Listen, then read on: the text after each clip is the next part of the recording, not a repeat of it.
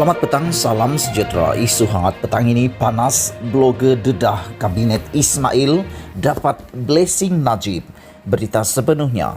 Masa minum pagi bersama dua teman, seorang wartawan veteran dan seorang blogger, juga saya kira perunding politik yang popular dan seorang lagi teman, kami cakap-cakap mengenai Kabinet Ismail Sabri Yaakob, Mail Berania.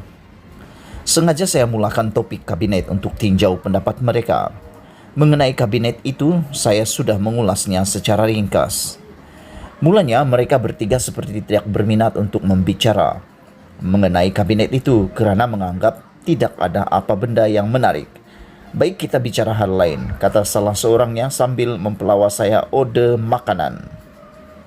Kawan saya kata Ismail Sabri tidak layak jadi PM.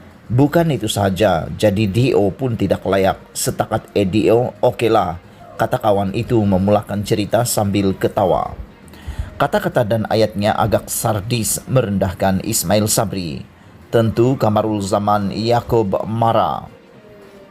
Rupanya perbicaraan hal itu jadi panjang apabila masing-masing membuat analisis lebih jauh mengenai nasib dan masa depan Mail Berania. Mail Berania dalam membentuk kabinet itu bukan berdiri sendiri, tetapi ada dalang lain yang membimbingnya, itu tafsiran mereka. Tanpa mereka menjelaskan, saya dapat faham salah seorang dimaksudkan dalangnya Najib Razak. Tanpa blessing Najib, Mail Berania tidak akan berani berbuat demikian. Najib adalah dewa pujaan Mail Berania dalam politik. Menurut mereka, Mail Berania menghadap bosku di pavilion, bukan di Jalan Duta, sebelum buat senarai kabinet. Pavilion merupakan residensi Najib yang eksekutif. Dan dalam masa sama juga Mail Berania bermain mata dengan Mahyadin yang juga memerlukan sokongannya untuk jaga maruah. Jadi inspirator Mail Berania membentuk kabinet adalah Najib dan Mahyadin. Ketiga, mereka bersetuju apabila Mail Berania berada di kerusi PM, dia akan jadi lebih pandai menggunakan kuasa untuk kepentingan politiknya dan perlahan-lahan akan menghalau Zahid Hamidi sebagai Presiden UMNO. Saya sama seperti saya bayangkan sepanjang menjadi Perdana Menteri, Mail Berania tidak akan peduli nasib rakyat dan negara.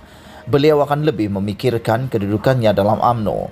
Dengan adanya hulu balang dan panglima yang hidup sebagai parasit politik, Mail Berania akan memastikan Zahid akan turun sebagai Presiden UMNO. Kawan bertiga itu sepakat bersetuju dengan fenomena berkenan. Zahid akan diasak untuk berundur daripada kerusi Presiden UMNO, terbaiknya turun dengan terhormat dalam PAU yang kena diadakan sebelum Piraum ke-15. Kerja-kerja untuk melakukan Zahid demikian sedang diatur. Hanya dengan menjatuhkan Zahid, kedudukan Mail Berania terselamat. Sumber daripada Facebook Muhammad Sayuti Omar 2. Dipetik daripada Info Rakyat. Sekian isu hangat petang ini. Jangan lupa tekan butang subscribe dan kita jumpa lagi. Bye-bye.